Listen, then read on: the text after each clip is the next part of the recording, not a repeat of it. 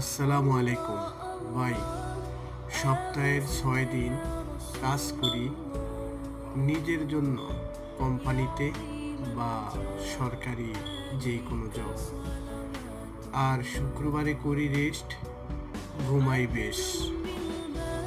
আর যে আল্লাহ আমাদেরকে বানাইছে, যার দুনিয়ায়, যার জমিনে থাকতেছি, যিনি খাওয়াইতেছেন, পড়াইতেছেন, সেই আল্লাহর 6 দিনই আমরা করি নাফরমানি।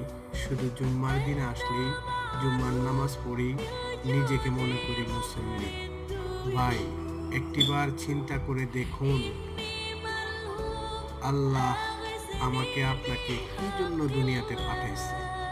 শুধু কি জুম্মার নামাজ পড়েই কি নিজের নিজের দায়বদ্ধতা শেষ করতে পারি আমরা, বলুন? তাই সবাই চলুন জুম্মার নামাজ না, সব নামাজে পড়ি।